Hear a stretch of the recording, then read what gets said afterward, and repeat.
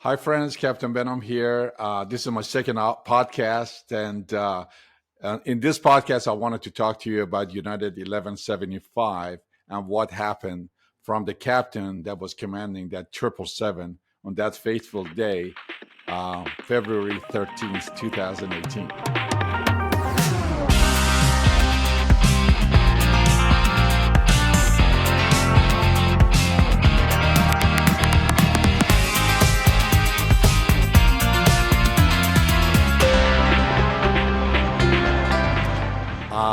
I had an early departure for Honolulu out of San Francisco, and I have a sailboat in Sausalito. So I went to spend the night on the sailboat because to me it's really, really important that every time I go to work, I am fresh, I'm not tired.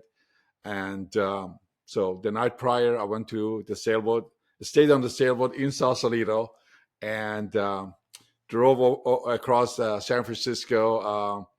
Golden Gate Bridge to San Francisco Airport. It was a beautiful day, just sunny, and I knew it was going to be a perfect climate and environment for flying that morning. So when I parked my car in the parking lot, the employee parking lot, walked to flight ops and met with my co-pilot, Paul Ayres. And Paul was not based in San Francisco. He actually was based in Washington, Dulles. And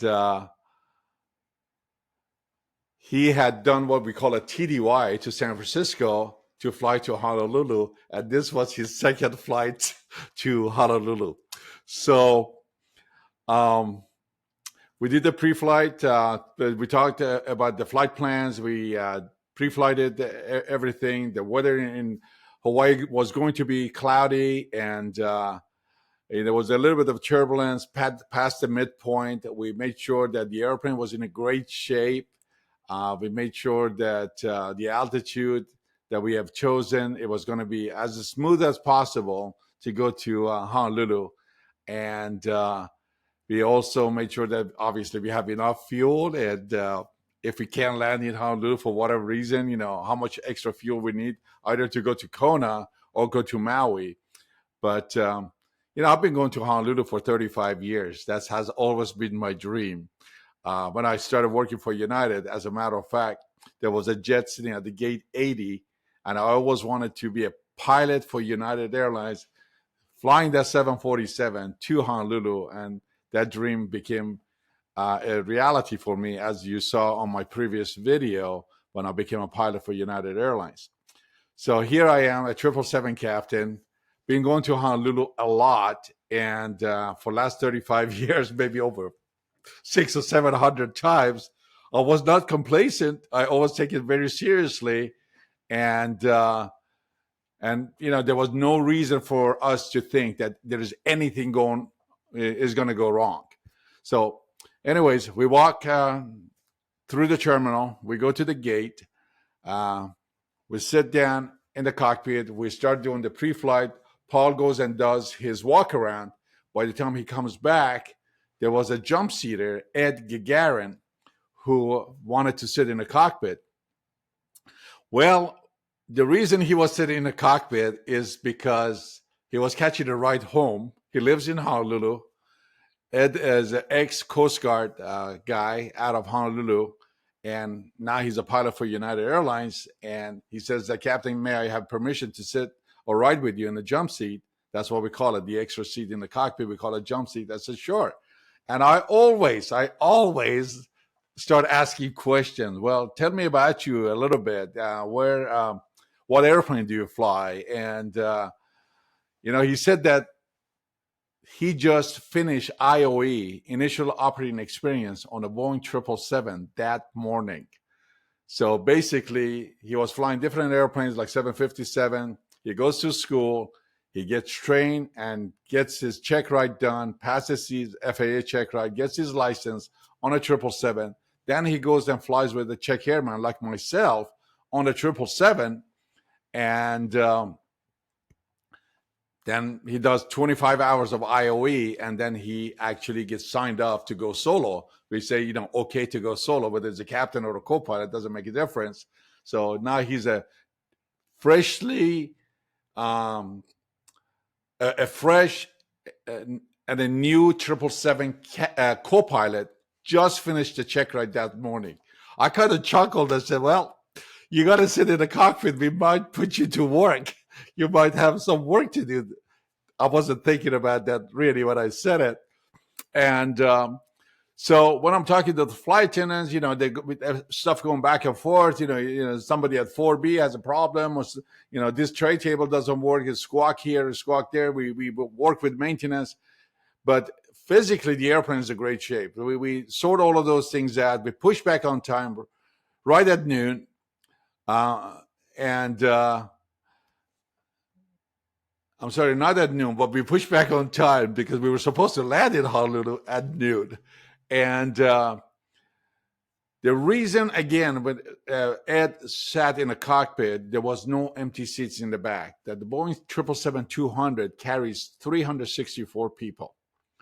Every single seat was full, but when I get my manifest, how many people we have on board? There was 381 souls on board. So I remember asking the flight attendants, how come, what's going on?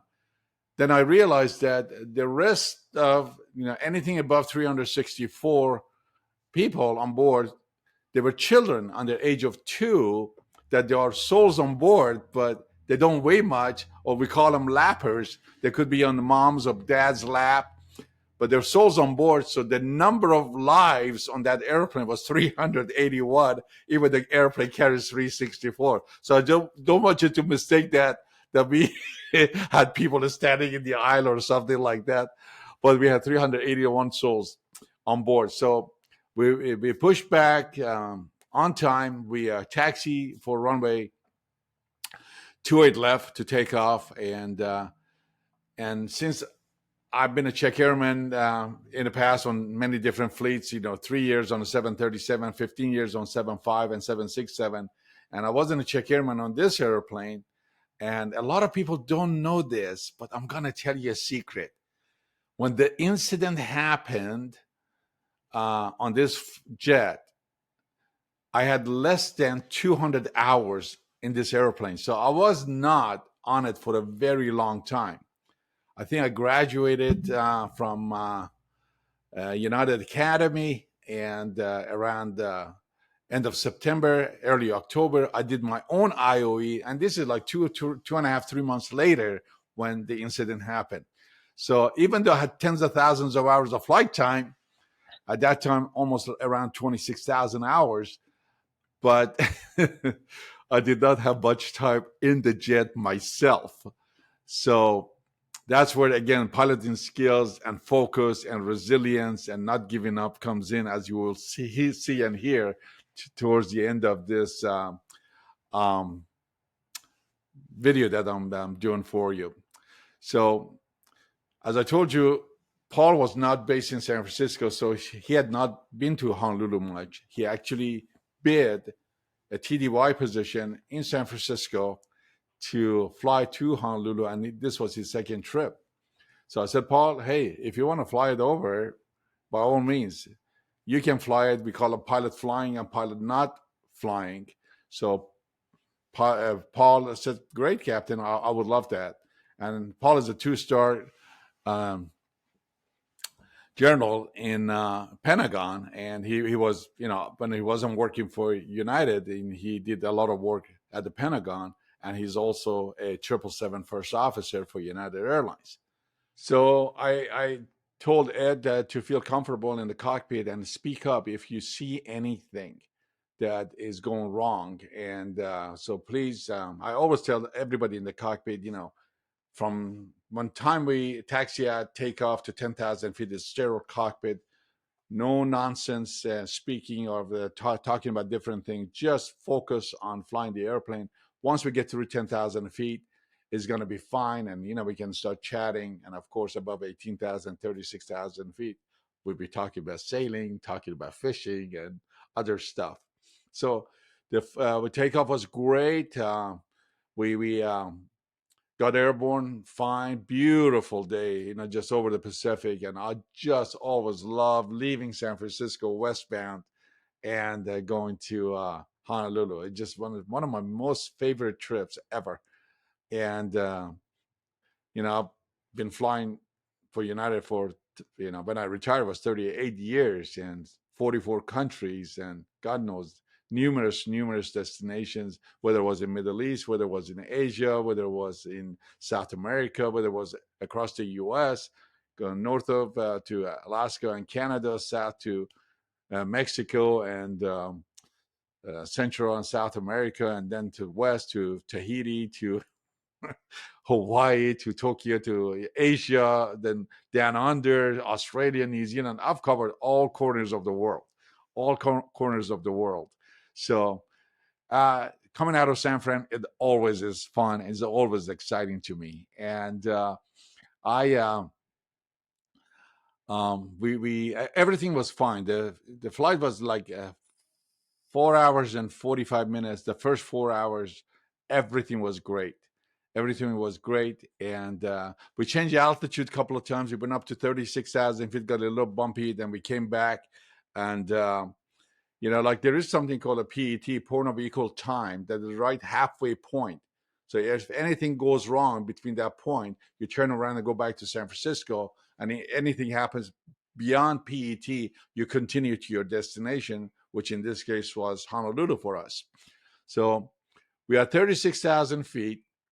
And, I will be talking about 5 stars that lined up, in my opinion, 5 miracles that happened that saved the airplane, saved us. And I will be talking about those in a few minutes. And so I leave the cockpit. I go to use the washroom, and I'm out of the airplane, out of the cockpit. My seat is empty, right? So we got Paul sitting on the right seat, Ed is sitting on the jump seat, and I'm out. I can't even get into the cockpit. So I do wash my hands. I use a coat. Ed looks through the peephole and sees me and, opens the door. I sit down, put my seatbelt on. I said, Paul, let's start doing the approach, briefing for the approach into Honolulu, when all of a sudden a huge sound, it just like so violent, it's just like a shotgun going right by your ear. If we hear that sound, and all of a sudden the airplane starts shaking. I was sitting in my seat, and you got the windshield there, and then you have a glare shield, and under the glare shield you have the instruments, right? The deceleration was so violent and so sharp that we almost hit the glare shield, not the windshield, but the glare shield in front of us. It was just like, for those of you who fly airplanes, fly jets, when you reduce the power fast, you feel that deceleration, same as you feel the acceleration on takeoff. Felt the deceleration, just really violent. And I'm looking like, what's going on here? And at the same time, within 1.5 seconds of that sound of a explosion, the airplane starts banking to the right, and it goes into 45 degrees of bank, and it starts pitching up, rolling to the right. And immediately my, motor skills kick in, and I go into action by going the left aileron and left rudder to stop the turn. So as I'm doing this, I'm running out of elevator control or authority, and running out of rudder, and she keeps rolling. And we don't know what's going on at this point. This first 30 seconds was the longest 30 seconds of my whole life, because I'm looking at the ICAS engine instruments, the electronic engine instruments that sends, like, this is not round dials, it's all like TV screens, right, on the 777. So whatever's going on in the engine, it takes a picture, and that image is sent to the cockpit. So we're looking at engines On the right side, the EPR, the N1, the N2, the fuel flow, the oil temperature, oil pressure for right engine and left engine. And both of them are perfectly fine. Perfectly fine. And my eyes is looking at the engine instruments, but my brain and my body is telling me there's something wrong. You got to do something because she's going to roll on his back. And then that could have been the end of it. You do acrobatics on a small airplane, but you're not going to do acrobatics on the 777, especially when she rolls over. And if you get scared or something like that, you pull too hard, you can literally rip the tail off or rip the wings off, which we know it has happened in the past. So, corner of my eye, I'm looking at the engine instruments. I have two good engines. The airplane is rolled to 45 degrees of bank. And because I do acrobatic flying, I knew the nose is up. My angle of attack is gone way up. So I knew in order to get authority back, I need to push the nose over. But I'm sitting too far back in my seat because I had not bring my seat forward enough to, when I get to a point to take off and land, in cruise, most of us, we've just pushed it like I'm doing now. I'm pushing the seat back. So I'm a very tall guy. I'm a big guy. I'm 6'2", 230 pounds. I've got a lot of muscles. And I'm like sitting at the edge of my seat with full left rudder, full left aileron, but I couldn't push the nose over much. So I said, Paul, help me push the nose over. And his hand is right there. Oh, by the way, when this happened, I just said, I've got it, because it happened really fast, 1.5 seconds. We had no idea what's going on. So Paul helps me push the nose over. We break the angle of attack. She rolls back to the left, goes the other way, and I'll release the rudder and I'll release the aileron a little bit. She comes back. It's trying to go back the other. I'll push it over to the left, and I say, okay, I got to find the balance point. I got to find the balance point here. And literally, I've been saying this in all my speeches around the world. When I talk to people, it literally felt like I had a plate on my fingertips with a ball bearing in the middle, and I just had to keep it balanced. Now, this is happening as, almost 550 knots, which is almost like 600, 700 miles an hour. And you have this airplane, which is like a cruise missile, and all of a sudden, things are just not doing what they're supposed to do.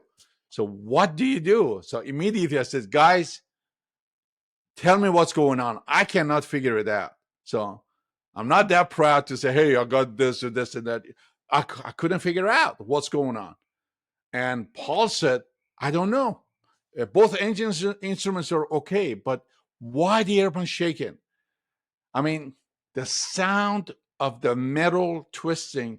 If you ever watch movies like a submarine, like a Russian movie or something, a submarine become disabled and is sinking, and you hear that twisting metal or a metal building collapsing, that's the sound that I still cannot get it out of my head.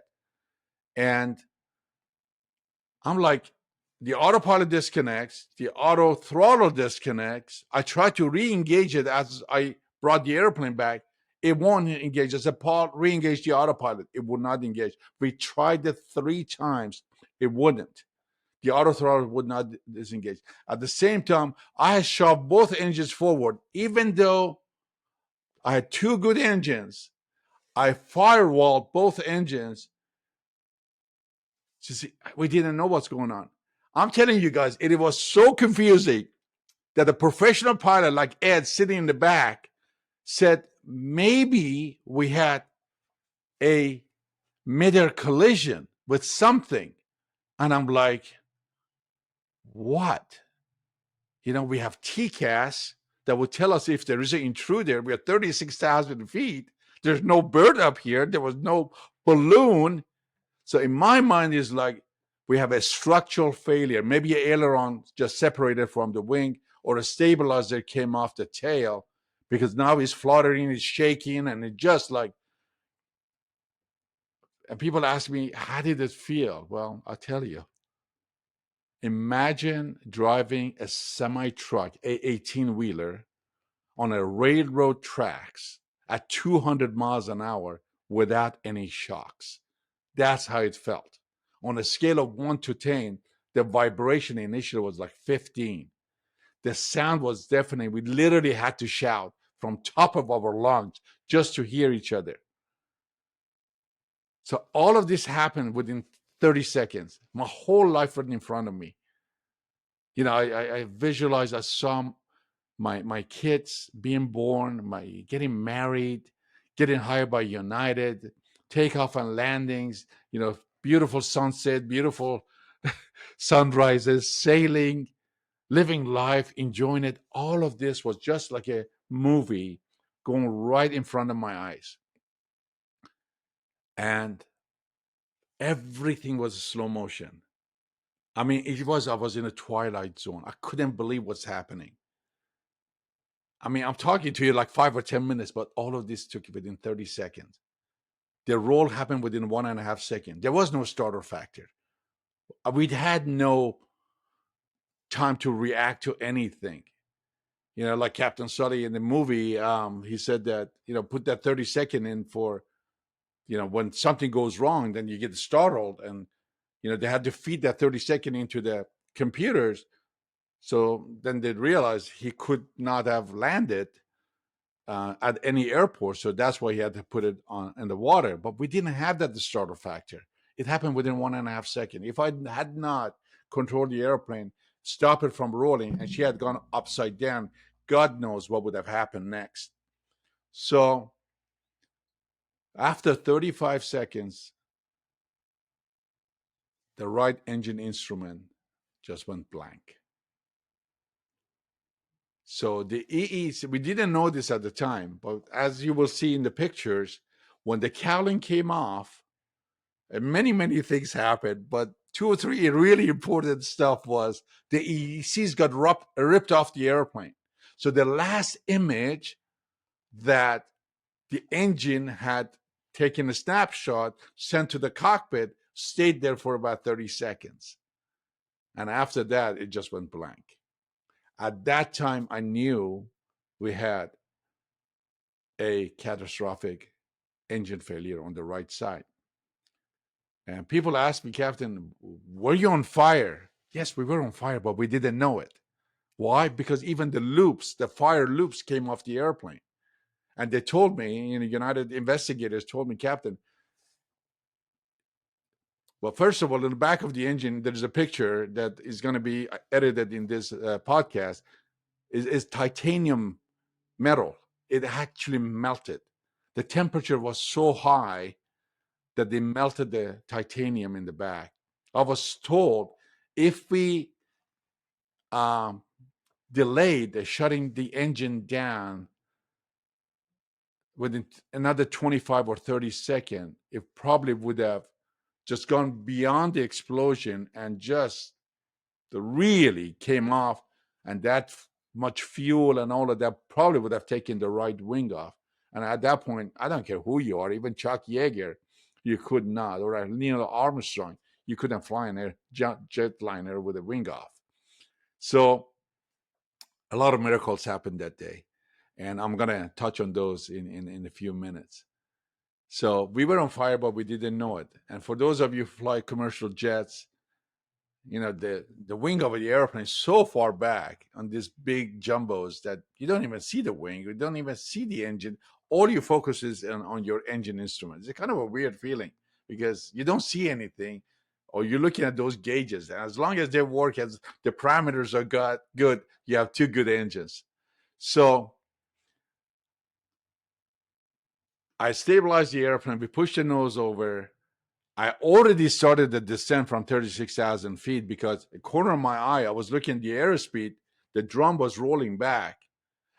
Everything I have done in life, everything I've learned in acrobatic flying, being an instructor, flight instructor, being an examiner, being check airman, everything I've learned in life, you know, whether it's balancing rocks or sailing, which is again has to do with balance, was telling me there's something really wrong. My gut feeling was telling me there's something really wrong, and I cannot maintain altitude at 36,000.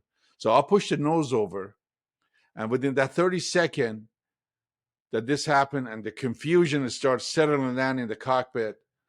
And I told Ed, declare emergency. I assigned ATC duties to him, and talking to the flight attendants and working with Paul. I said, guys, I have my hands full.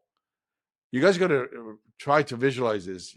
This was happening in the cockpit, and I had to be as cool as I can be, as relaxed as I can be. My hands not shaking. It was going like this. The whole world at 600 miles an hour. This is happening. You literally are a cruise missile, and then it's going haywire. And I have no autopilot. I have no automation. I practice hand flying all the time. That came handy. Not getting scared came handy. Having everything in life balanced came handy. Doing meditation came handy. Being a black belt and doing Zen and again meditation came handy. Sailing. For those of you who are sailors, you know that you have to balance the sailboat.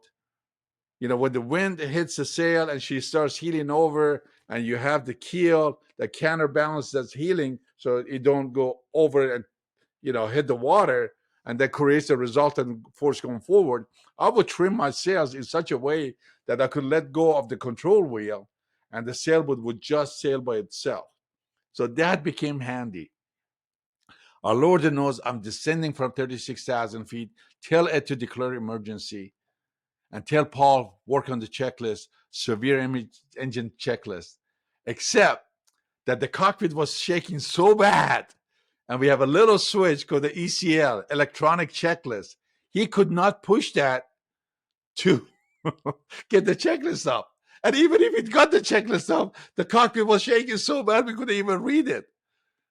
So we had to go back to memory, and thank God, because of training that we have at United, before everything became electronic, you know, we would have paper checklists and we would do emergency procedures, and we had to memorize them by heart. So the first thing is auto throttle off. Boom. Paul puts his finger on captain, identify, autopilot, auto throttle off, autopilot off, throttle, bring back to idle. Confirm, bring back to idle. Right engine, in this case, because it was right engine, confirm, fuel control switch to cut off. And I remember Paul put his hand there, and I'm flying the airplane, looking forward, and I'm like, well, nothing's happening. And I said to Paul, shut it down. I can't control the airplane. Shut the right engine down. So he shuts it down, and I thought, whatever was happening to that airplane, I mean, a lot of guys seen the pictures of the airplane, the cowling off, the wing shaking, but we don't know any of this at that point, right? It wasn't until like 15 minutes later when our duties in the cockpit came down to a level that I could send Ed back there to take actually a video with his iPad to show me what the heck is going on with my airplane and the engine. By that time, we identified the right engine. We shut it down, and the vibration is still severe, really severe. So I remember Ed sitting back there saying, pull the damn fire handle, pull the fire handle. And my brain is like, why? We are not on fire. Why would we need, and we already shut the engine down, why would we need to pull the fire handle if we don't have fire? But my gut feeling said, Paul, do it. And Paul pulled the fire handle. And the vibration at that time went from level 15 to about 7. Not to 0, it went to 7. So all the videos you see that the thing is shaking, that is like level 7. And it stayed with us all the way to touchdown. It didn't stop as we lost altitude or slowed the airplane down. So our Lord knows I'm descending. I tell Ed to declare emergency, and we had just checked in with HCF, Honolulu Control Center. He had just checked in with them, and then he's declaring emergency a minute or two later. And I never forget this. The controller sounded like, when he says, this is United 1175, catastrophic engine failure, leaving 360, and there was a pause. and it felt like a long pause. I was not doing any communication. My left hand was glued on the yoke, my right hand firewalling the throttles. At this time, I let go of the right one, so that's gone. I have a full thrust, firewall the left engine. I'm like, baby, give me every ounce of juice and power you got. And because the airspeed's coming back, and I know if I kept the altitude with the airspeed rolling and the airplane would be doing this, nose up, we're going to stall. So by having the nose down, we're descending. And usually on top of descent with the commercial jetliners, as everybody knows, 30 minutes out or something, and you're above 35,000, 30,000 feet, you bring the power back, you lower the nose, and you're gliding down at, 2,500, 3,000, 3,500 feet per minute. But I'm like, I have 200 miles to go over the Pacific Ocean. There is no runway here. I have to baby this thing all the way to touchdown. And I had to be really, really careful my rate of descent. That's why I had full thrust on the left engine to minimize the rate of descent. So the checklist is like this, right? So we are descending now. I have firewalled the left engine. The airspeed was rolling back, so I pushed the nose down. We're like 265 knots at descending, and I'm trying to just adjust it in a way, like doing it this way, adjust it at a really shallow rate of descent so I can have maximum distance covered before we reach or come down to Earth. We are 36,000 feet. Sooner or later, we're going to be at sea level, and there better be a runway that we can land on. There better be a runway we can land on, because we're going to meet the Earth at some point. And this is the other things I'm going to tell you about in my 5 stars that lined up that day. So we're descending, and guys, I've been going to Honolulu for over 35 years. There's some puffy clouds here and there, scattered clouds. That day was solid IMC. It was solid IFR. We entered the clouds at 33,000 feet, all the way to about 2,500 feet. So here I'm in the clouds now at 33,000 feet. There is no reference to outside horizon. The instruments are wobbling, and I just felt like I have to just let all of this clear and focus on flying the airplane. And all is coming to my head is like altitude, airspeed, distance, altitude, airspeed, distance, altitude, airspeed, distance, because I have to lose the altitude very shallow, very, very gently. I have to keep the airplane within the envelope so we're not too far out, because it feels like if it's too fast, everything's going to come apart. It felt like that. And if it's too slow, you're going to stop.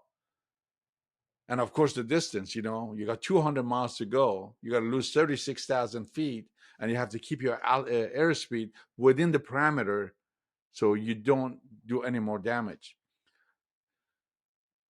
Paul could not activate the checklist, so Ed pops in his iPad, start going through the severe engine checklist, and boom, boom, boom, boom, boom. We do it really fast because we're all trained to proficiency and safety. Teamwork is great. I totally got in my mode of being a captain, directing and delegating what needs to be done. And I'm like, okay. I turned around, told the guys, we're going to be okay. I have control of the jet. Inside me, it was like a freaking volcano, right? Erupting, but I couldn't show that. I had to be as cool and collected as a cucumber, because if I gave in, everything else would have been destroyed. And when, after the long pause, or the ATC, I don't know if I told you that or not, but there was a long pause on ATC when it declared emergency. And the guy said, say again? They never expected a 777 over the ocean declare an emergency. I might not make it to land. Coast Guard was notified. Navy was notified. And later on, I found out through one of the friends of the Coast Guard that they thought, based on the trajectory being 200 miles out than 40 minutes. Those numbers are really important. Remember that, because we're going to talk about that again. 200 miles and 40 minutes, that we might be landing 20, 25 miles short of Honolulu in the ocean in the middle of the winter with 25, 30-foot seas. Now, I'm going to talk about the airspeed, why I had to keep the airspeed up. So if you hit those waves at 250, 300 knots, 350 miles an hour, hitting a 20-foot waves, it might as well just hit in a brick wall, because there'd be nothing left of the airplane. And that's why in these accidents that you see happens around the world, where the airplane crashes, there's nothing left, because just so much energy. When you impact, there's so much energy that there's nothing going to be left. People like literally vaporize, right? So after the initial ATC communication, he asked immediately, tell me, souls on board, how much fuel we have. Ed told them we have 381 souls. At that time, guys, it felt like somebody got a bucket of water, like you see in Super Bowl. We bought a bucket of ice water and put it, threw it in my head. I just felt the responsibility that I'm almost carrying a town back there. 381 souls that depend on us to get them to their destination safely. I mean, we do that on a daily basis, right? I always tell people, when you buy an airline ticket, you're not buying a shirt, you're not buying a Diet Coke, you're not buying a bottle of water. There's nothing tangible. You're just buying a promise that the pilots will take you to your destination safely. And as we know, unfortunately, some pilots have failed doing that for whatever reason, human errors or whatever, or something goes wrong with their jet and they're not able to control it. But I had a phenomenal team, and I think the man upstairs was also looking after us. I remember making one decision that day, only one decision, which really had a lot to do with the outcome of that flight, and that was, today's not the day we're gonna die. I had not said my goodbyes to my family, to my kids. I had a father, um, which you have heard in the previous video of my first podcast, who was a political prisoner, spent many, many years in a prison, and we reunited. And it was only a short 10, 12 years that he was with me. And then he came down with cancer, and he was in a hospital. And I had not said my goodbyes. So, um, yeah, that decision was, today's not the day we're going to die. As a matter of fact, after we survive this, I really believe that there's another purpose for me to be alive. There is another reason for me to be walking away from that jet alive, because I have a lot of work to do. My job is not done yet. So we're descending through the clouds. The checklist after the severe engine checklist is drift down.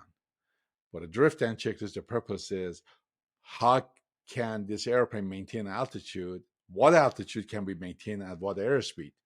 So they looked through the books at that weight, whatever that weight was at that time.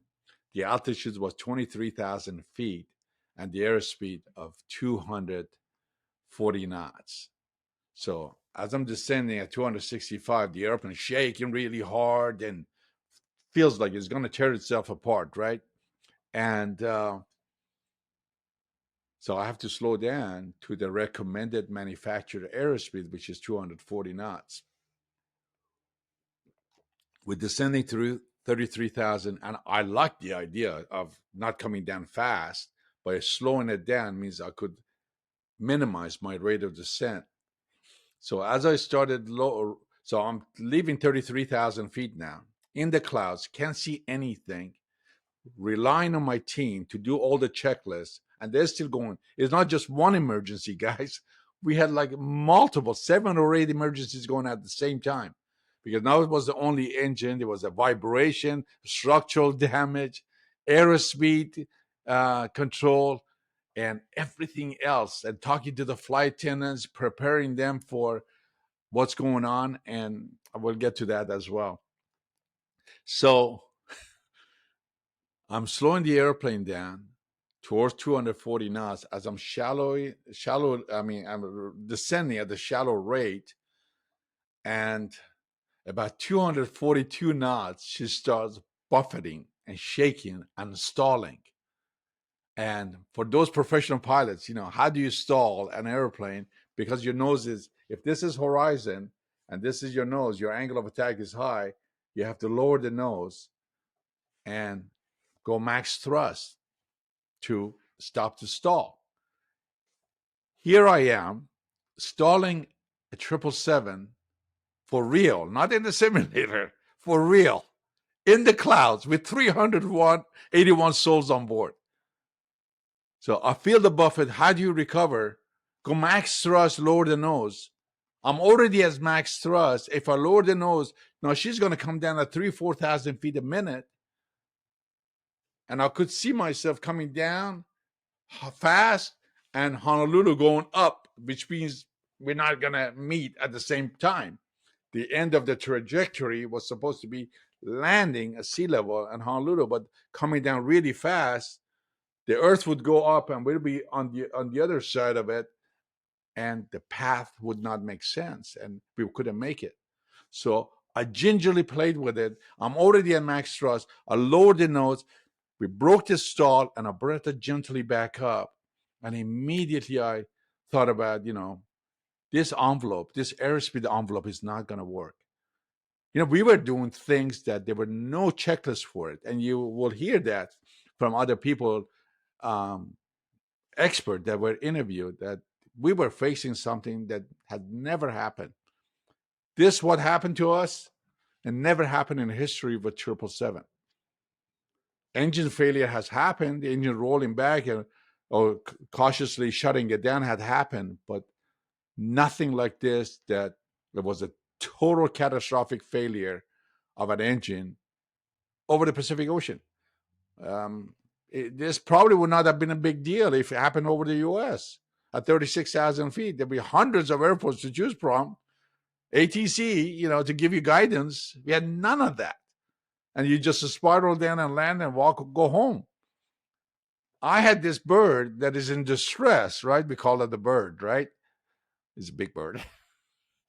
In distress, with right engine gone, the right wing is not flyable. I cannot slow it down. I have to go fast for the wing to stay flying. But I can't go fast and descend at the same time because I don't have the thrust that I need. Each engine was 90,000 pounds of thrust.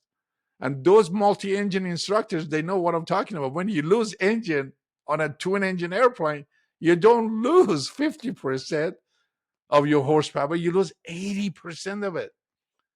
And there is a max time where you can firewall the good engine. There is a limit, 5 minutes or 7 minutes or whatever. I had no choice. I had to firewall that engine for 40 minutes and hoping there is not a hiccup. It was the smallest hiccup on the left engine, I wouldn't be sitting here talking to you. Many other things happened that I say God had something to do with it. Those 5 miracles that happened, because otherwise I wouldn't be sitting here talking to you. So at any rate, we're descending. I break this stall. The guys are working on the checklist. I'm keep thinking altitude, airspeed, distance. And I've been to Honolulu so many times. We kind of go on a dog leg towards Malakini. I can't remember the name of the intersection, but it's towards basically to the west, south of the crater, Diamond Head crater. We go towards there, and then we turn right towards Honolulu. So by telling Ed, give me direct to Honolulu, we cut short almost 7 minutes of flight time. Think about that. That 7 minutes was the difference between being dead or alive.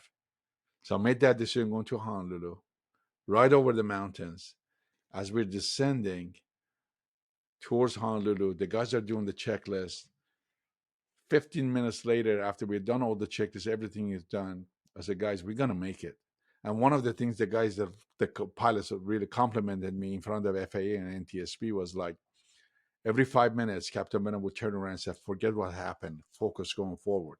And that's what one of my thing is: focus forward. Don't look at in the rear view mirror of your past.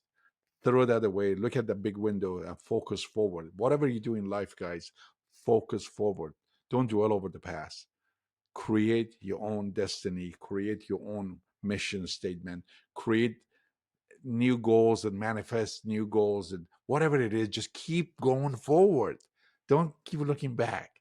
It's not going to be helpful. So 15 minutes later, I said to Ed, as you go out, go take a video of the right wing for me. I want to know what's going on with this jet. And send Cecilia, the head flight attendant, in. I'm flying the airplane. She comes in and says, "Captain, obviously, people are really scared back there. They had turned white as a ghost. What is going on?" I said, "Look, obviously people can see it, and I always tell the truth. We have lost the right engine, severe engine damage. We have done everything we can, but to be honest with you, I'm not sure we're going to make Honolulu on one engine. We still have like 25 minutes to go. And I'm shallow. I'm on a shallow descent coming towards Honolulu. Sooner or later, we're going to meet the Earth. And my goal was altitude, airspeed, distance, altitude, airspeed, distance. I wanted to be on top of Honolulu Airport and with a little wiggle room, which we really didn't have it. The fuel we had, nobody descends a jetliner with max thrust, burning more gas. And we have this much drag, and we're slowing down at the same time, and we have so much distance to go and so many minutes. All of this I had to calculate. And could not be scared of running out of fuel, because what's the point? It's not like, okay, we're not going to land Honolulu, go land short at a different airport. There is no airport. And as you guys know, these things are not designed to land on water. Hudson was a different thing. Don't get me wrong. It was a different thing. This, you know how big the 777 is? Let me tell you. You could put the Airbus A320 or a 737 fuselage through my engine. The amount of drag that engine, when it blew up and cowling was gone, that was creating that right wing was not flyable. It was just amazing amount of drag. So I tell Cecilia, prep the cabin for possible ditching. And obviously these are not the words she wanted to hear. But they're awesome. They're phenomenal human beings. Don't take flight attendants for granted, guys. No matter which airline you're with, don't take them for granted. They're not just there to serve you drinks and sell you alcohols or bring you lunch. They are safety ambassadors. Treat them nicely. Treat them with respect. Listen to what they say. I've been flying in the cockpit and a lot of times in the back as a passenger. Every time I sit in my seat and they say, take your briefing cards and look it over, I do that. Why? Because each airplane is different. I know you hear that many, many times. Make sure overhead bins are closed. Every time I put my bag in there, I pull on it, make sure it's closed. You know how many times in turbulence doors come up, open, and the bag falls down and kills somebody or break their neck? Just little things. And just always look at that briefing card, because each airplane is different. Exits are different. The way you operate them is different. At any rate, so she goes back there to do her briefing, and I am basically commanding this jet, waiting for Ed to come back to tell me what the hell's wrong with me. Not with me, but what the hell's wrong with the airplane. So he comes back to the cockpit with that video that everybody around the world has seen it. I think like 40 million people have seen it. He shows me the video of the cowling off and wing just flapping and just like vibrating like crazy. So at that time, we really knew what we have going. And so we head towards Honolulu. They want us to be coming down. Fuel is an issue. Distance is an issue. I'm keeping keeping it, as I told you, 242 knots, we start stalling. And maneuvering speed or the drift end speed was 240 knots. So I'm between 245 and 250 knots, gingerly flying the airplane between 1,000 to 1,200 feet per minute as we're coming down. So keeping a constant shallow angle descent to come to Honolulu. Except that when we chose that route uh, to go direct, it would send us over the highest mountain between us and Honolulu Airport. We were not over the water anymore. And I think the air traffic controller kind of heard that he got a slap on his hand by letting us go that route because they wanted to give us different heading. I said, unable. And they wanted me to stop, level off at 10,000 feet. I told my guys, or Paul, to tell him unable because I stalled the airplane at 33,000 feet. I sure was not going to stall it at 10,000 feet. And I said, we cleared the mountain. I can keep this thing flying. We are going to clear that mountain, but not much, maybe 1,000 feet. It's okay. We're just going to continue and we're not going to level off because when you level off, what's going to happen? In order to level off, you have to bring the nose up and the airspeed is going to slow down. I could not slow the airplane down. I could not put flaps down to slow down. I had to keep the airplane clean. We clean means flaps, gear, slats, everything up. Dirty means you got the gear down, flaps down for landing. I couldn't dirty up the airplane. I had to keep the wings as clean as possible, full thrust on the left engine. Every ounce of my energy, every ounce of my being and that aircraft, I have to keep it in this balanced format, as I told you about, like a ball bearing in the middle of the plate on top of my finger. And just for 40 minutes, just keeping it like that, not too much that the ball bearing would fall off. That would be, we'd be out of the envelope. And then God knows what's crashing or um, stalling and things like that. So we're coming towards Honolulu. Don't take, we don't stop. There are 3 runways in Honolulu. Listen to this: 8 left, 4 right, and 8 right. 8 left was closed. 4 right was too short for the configuration. It still blows my mind when that Korean Air landed with gear up. They landed so fast on the short runway and they went out of the end of the runway, hit that wall and exploded, killed everybody. Remember that happened a couple of months ago?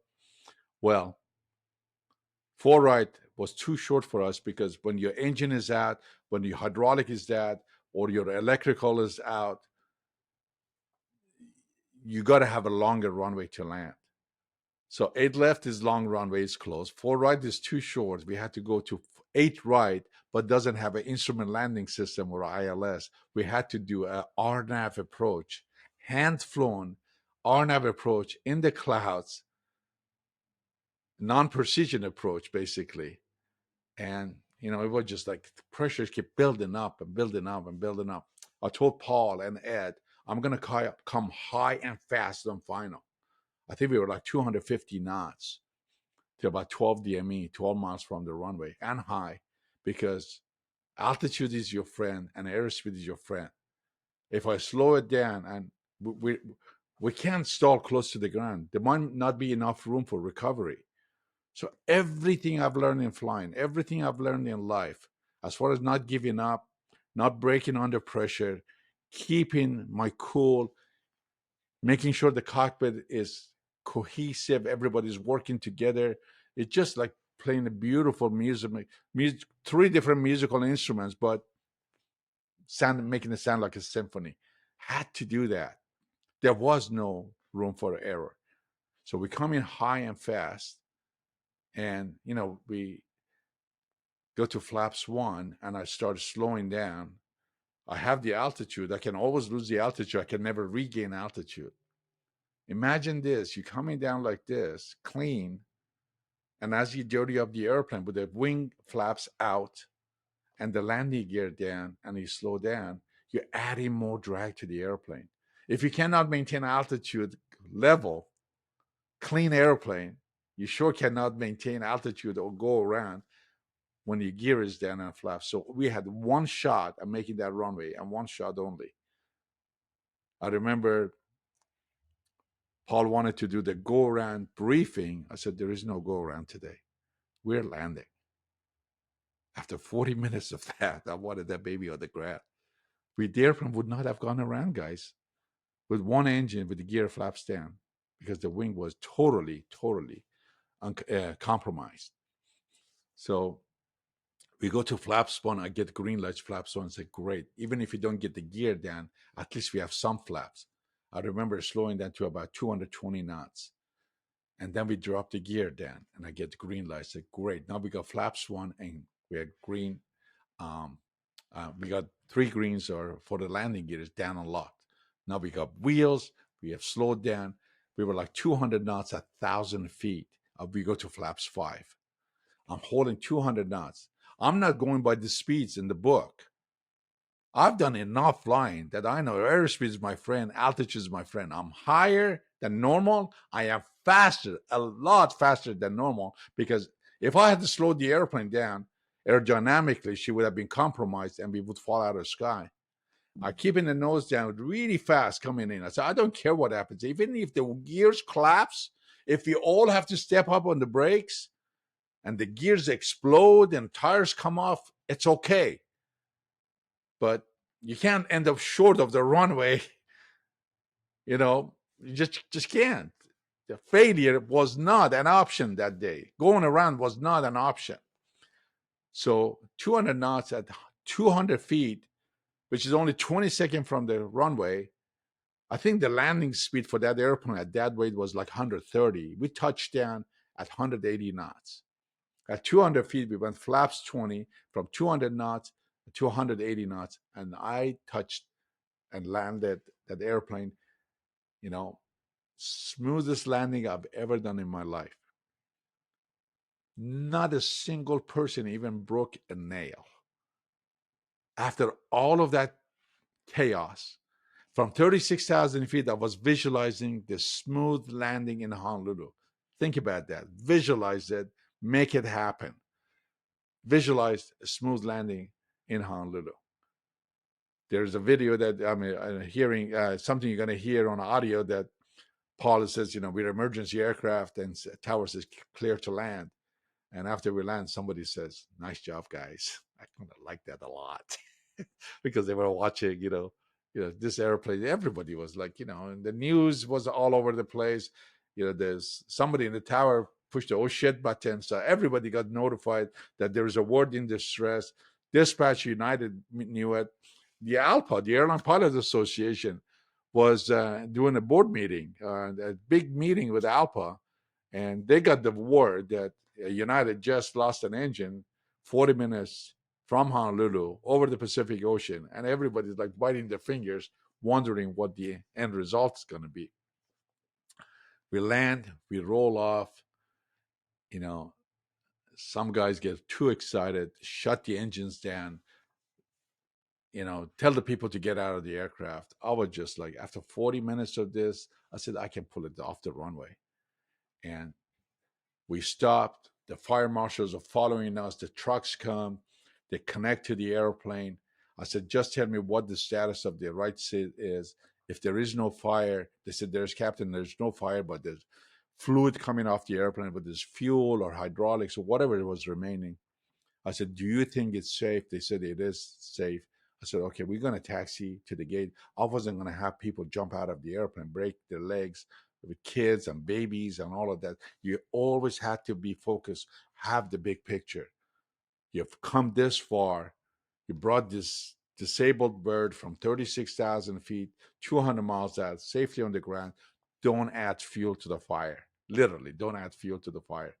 We go to the gate, and I was at such a state of mind that I said, guys, flight attendants did a phenomenal job. You guys did an awesome job. Thank them profusely for helping get that bird on the ground. And I said, the passengers also showed a lot of courage. And I said, let's go back there and thank them for their courage. I stood by the front door of the airplane as a passenger took a picture, sent it to my daughter. And, I shook everybody's hand. And, there was a lot of emotion. some tough guys who try to be tough, and women crying, children crying, some of them, somebody just like bawling and just thank God we're on the ground. Thank God for you and your crew. Thank God for United. You got us here safely. And I never forget there was a little girl that I had seen her come on the airplane before. It was a blonde, just like maybe 6, 7 years old with pigtails and she just comes up, just laughing, smiling. It just gives me a high five. Says that was cool. It was like a roller coaster to her. She really loved it. Everybody else was, what, just really scared and afraid of what's going to happen. I remember an older lady that she took a video and she was telling goodbyes to her family. So just in case we crash, she would say to them, and you see that in the video, I love you. And I just like, man, I tell you, what a gratifying feeling having a team, having an awesome SOPs and training that we managed to land that airplane safely. And as you know, even just last few months, there have been so many crashes, so many people dead. Now people are beginning to realize what my crew and I did, saving 381 souls. So after that, um, we were told we can't go to the terminal. News is there. United doesn't want to talk to anybody, and Alpha has its own codes. We have to use. So first call the event committee representative ERC. Um, that's a Alpha hotline when an incident or accident happen. You tell them because they got your back. The company might not have your back. All these things I'm telling you, there were so many phone calls and messages on my iPhone, and I didn't want to. We're not supposed to talk to anybody. It's not like, oh, I'm John Wayne or I'm Rambo. Let me come and say how I saved everybody and this and that. No, we don't talk to anybody. The only representative we talk to is Alpha because their lawyer is going to watch after us, not the company. So all the things I told you, when I finally talked to a representative from United, said, what happened? Lost an engine, landed safely. That's it. But with the Alpha rep, I told her, Kathy Hurst, I told Kathy the story I'm telling you exactly word by word what happened because they wanted to know. And all the paperwork we had to do, the IOR, the reports we have to file, the FSAP, everything had to go through Alpha attorney before it got released to the U.S. government or NTSB or FAA. So they had to make sure that everything that we are saying or writing is being watched by those attorneys' eyes first. So I told the guys, we go out, we look at the airplane, we take the pictures. You see my pictures with the guys, and there's one picture that I kind of did a Photoshop, put together, Mayday at 360, flight level 360, and it's me, Ed, and Paul that together we saved this. And I remember when we were at Alpha Superior Airmanship Award, when they're talking about the incident, showing the videos and all of that, we just look at each other and just, yeah, then just look at each other and say, you know what? Yeah, we did it. We saved 381 lives. That's huge. One of my followers, as I became known and start having, followers on Instagram, one doctor, I never forget, is a captain. At that time, I was like at 34 years with United. He says, I've been a doctor for 34 years as well, and I have saved 8 people. And here in one flight, you saved 381 souls. And I also have a Jewish friend who he says in Hebrew, they say that if you save one soul, it's like you've saved the world. By saving 381 lives, you have saved the world 381 times over. And a lot of great things happened in my life, a lot of great blessing, and I think it's because of those well wishes and people that we saved. So we go to we get bussed over. We don't go to the terminal. We get bussed over. We go to a flight ops, And I told the guys, you know what's going to happen next? We got to do a pee in the bottle and drug test, alcohol test, and because and they said we're fine, let's get it done. So we do all of that. Talk to Kathy Hurst, and we get our bearings, and then they don't send us to the original hotel because media was at that hotel as well. Ed lived in Honolulu, so he went home. Paul and I went to a different hotel, and we shook each other's hand. And I was just exhausted. I was just done. So I had already texted my family, my girlfriend, and people say, "Hey, if you hear something on the news, just know that it's okay. We're safe, and I'm safe on the ground." And that's another story with by herself because my daughter Susanna at the time was going to university in Long Beach, and somebody started saying, "Oh my God, a United airplane, it was en route to Honolulu, had a major something major happened, and they almost crashed in the ocean." And she said, "My dad flies for United." And then the guy says the next text it was a United 777. So my dad flies 777. And then she checks her phone and says, "Dad says I'm okay. If you hear something, I'm good." And she's like, "Oh my God, this was my dad, his plane going to Honolulu." And she just start bawling, and she's just like loses it. And so I'm gonna go to that story later. But so we go to the hotel, clean up. I get a beer, I drink it, and I just talk to my immediate family. And the next morning, I get together with Paul because we were gonna get shipped back to San Francisco as passengers, and we were grounded indefinitely until they did the investigation to find out what actually happened. And I'm like, okay, my career might be over. Who knows? But so because you didn't know what's going to happen next. And so I sit down to have breakfast with Paul, and he says, as we're talking, he says, "Well, nice job." And I said, "Well, thank you, nice job." And here we are walking on Earth. And Paul said, "Can I ask you a question, Captain?" I said, "Sure." I said, "When the airplane rolled like that to its right, 45 degrees of bank, um, did you think this is it? That we're going to die?" I said, "Yeah." I said, "I really thought we lost it.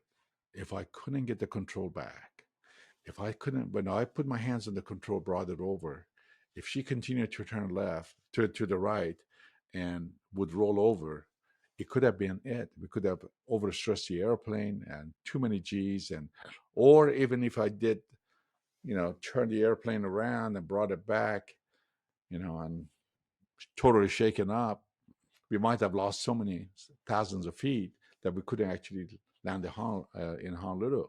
And later on, we find out. So first of all, okay, so he says, "Did you think that was it?" I said, "Yes." He said, "Were you scared?" I said, "No, but I accepted it. I accepted it. If this is the way it is, it is." But soon as I got control of the airplane, that went away. I had absolutely no fear. We were so focused and forward that I don't even think that I had 381 souls on board anymore because my focus was keep this bird flying going forward and maintaining, my relationship to the airport in such a way that we can meet at the same time. So we get shipped over and to San Francisco. Um, they gave us a back seat, not a first class seat. But the crew and the flight attendants who heard about this incident, they knew we were the pilots. They gave us a better seat than all the way back in coach. So it's okay, United. It's all right. We just saved you $6 billion of lawsuit and 381 souls, but no first class. It's okay. It's fine. I uh, I was happy that I'm going home. So I come home and people, and they said, if you have PTSD, there are, psychologists you can talk to. I just never felt it was necessary. But I had these questions in my head. What if we were further, what would have happened? What if all this stuff that came from the tail came off the cowling and hit the tail? So every night I would get up, kind of in cold sweat and thinking about these things. And on the fourth night, I believe that I had this vision and told my girlfriend at the time that I really felt like two giant hands came out of the clouds and guided this airplane to safety. And at that time, things kind of stabilized within me and I felt really good. So let me tell you about those 5 stars that I've been telling, and I'm going to cut this short. The 5 stars that I all tell everybody around the world that aligned for us to make that successful landing. Number one, 3 minutes before this happened, I was out of the cockpit using the washroom. And so I was locked out of the cockpit. If that engine blew at that moment, who knows what would have happened with the captain not being in his seat. I came down, sat down, put my seatbelt on, started doing the checklist when the engine blew. Number two, we had a third man in the cockpit who became instrumental to the success of that air flight, and that's Ed Gagarin. Not only Ed was a United pilot, he finished check ride, he finished his check ride and did his IOE on the 777 that morning, fresh out of school, as sharp as he can be, and he became really instrumental to the safety and of that aircraft. Number three, when they took the information from flight data recorders as black boxes and fed it into the computer, they told me, Captain, you have no idea how fortunate you guys are that you were only 200 miles from shore, from landing, and 40 minutes out. Because if you were at the midpoint or 300 or 400 miles out, and instead of 40 minutes, an hour, it would have been a controlled descent on one good engine all the way to the water. The fact that happened 200 miles out in 40 minutes, that was your sweet spot that you met, the earth at that time. So that was number three. If we were further, we wouldn't have made it.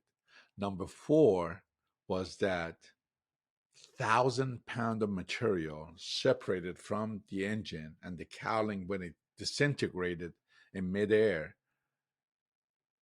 Not a single item hit the tail. Can you believe that? Not a single item hit the tail. At 600 miles an hour, a 10-pound at 600 miles an hour would be like 6,000 psi.